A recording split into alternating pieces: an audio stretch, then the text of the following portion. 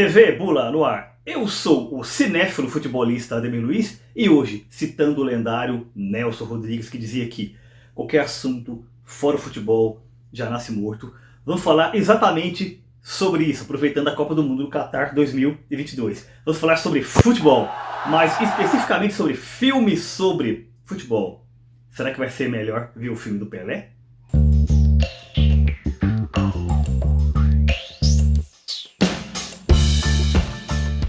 Muito se fala que o cinema brasileiro praticamente não produz filmes sobre futebol. Diferente de Hollywood, por exemplo, que produz dezenas, centenas, até milhares de filmes sobre beisebol, basquete, futebol americano. Mas isso é uma meia verdade. A prova disso está aqui em minhas mãos. Eu separei aqui alguns filmes sobre futebol feitos no cinema brasileiro para mostrar para vocês. E sem chute. E vamos começar chutando a porta. Aliás, chutando a bola. Com o melhor de todos, que é o clássico Boleiros, de 1998, dirigido por Hugo Giorgetti, que aliás teve a continuação em 2006. Os dois são bem legais, mas isso aqui é extraordinário. E ele funciona mais ou menos como se fosse as crônicas de futebol. Essa dinâmica cronística se baseia fundamentalmente no seguinte: um grupo de ex-jogadores de futebol profissional se reúnem todo final de tarde em um bar em São Paulo. Começa a contar as histórias antigas, relembrando e bebendo, bebendo e relembrando, tal, que eles viveram, suas glórias, seus fracassos, né? E é uma reunião muito interessante de lances engraçados, lances trágicos, né? E muito bem equilibrado pela direção do Hugo Giorgetti. E aqui tem de tudo. Tem histórias sobre o juiz ladrão, sobre aquele menino talentosíssimo que o Moleiro descobre, mas ele não consegue trazê-lo para o mundo do futebol porque ele tem problemas na sua vida particular.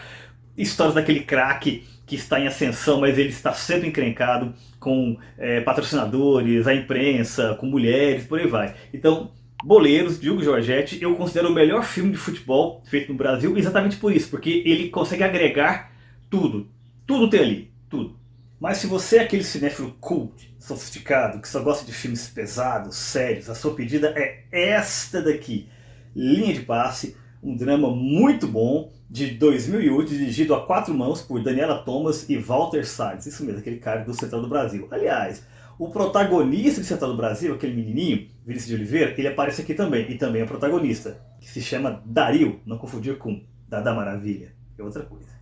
Eu fiz essa brincadeira sobre linha de passe de cinema cult, cinema sério e tal, mas de fato a sua discussão transcende futebol puro e simples. O que ele propõe é um estudo sobre a família brasileira e alguns desses aspectos relacionados ao futebol. Fundamentalmente aquela ideia de que se um dos filhos de uma família pobre demonstra ali talento no futebol, isso pode ser a salvação de toda a família que está em uma situação extremamente precária. Então o que nós temos aqui é basicamente um estudo sociológico, né, que transcende muito, né, essa questão, né, do esporte por si só. No caso aqui, o esporte é o catalisador do debate e vale muito a pena assistir, porque além de tudo é muito bem dirigido, muito bem interpretado, o roteiro muito interessante, né, e em alguns momentos chega a ser comovente. Mas se o que você quer é rir, eu recomendo A Taça do Mundo é Nossa, de 2003, feito pela galera do Cacete Planeta, aliás, o melhor filme que eles lançaram.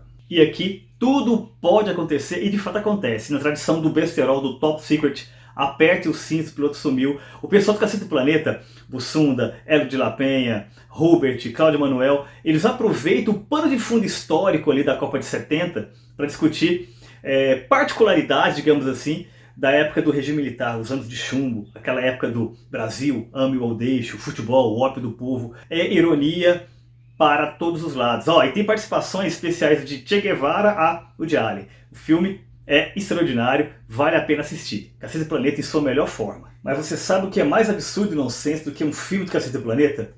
A realidade brasileira. E isso você encontra neste filme aqui, que é também uma comédia, O Roubo da Taça, de 2016, do Caíto Ortiz. Todo mundo já ouviu falar daquela história de que a taça Jules Rimet, que foi conquistada pelo Brasil definitivamente em 70, depois que conquistamos 3 campeonatos, né, foi roubada e derretida. Mas ninguém sabe direito os detalhes da história e tal.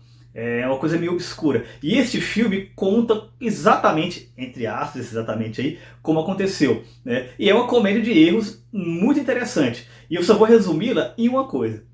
Onde no mundo você teria 2 taças Jules Rimet, uma falsa e uma verdadeira, e você expõe a verdadeira e coloca a falsa em um cofre? tinha que ser roubada mesmo, né? Brasil. É, realmente, o Brasil não é para amadores. E por falar em amadores, este filme aqui, Onda Nova, do José Antônio Garcia e Ícaro Martins, de 1983, fala as origens do futebol feminino amador no Brasil. E é basicamente um filme que retrata o Brasil dos anos 80, com tudo que tem direito, de Caetano Veloso a Casagrande. O filme conta a história das meninas que jogam no Gaivota Futebol Clube. E é um daqueles filmes que tem um monte de protagonistas, muitas histórias paralelas, muita coisa acontecendo ao mesmo tempo. É bem legal, é um retrato de geração muito interessante, né? Você se vê realmente nos anos 80. Ele mostra as roupas, mostra as músicas, né? Tem toda uma ambientação muito bacana. Agora, justiça seja feita. A coisa mais memorável que tem no filme é a participação do Casagrande como ator, né? Eu diria até que é a melhor coisa que ele fez em sua carreira profissional, em todas as áreas.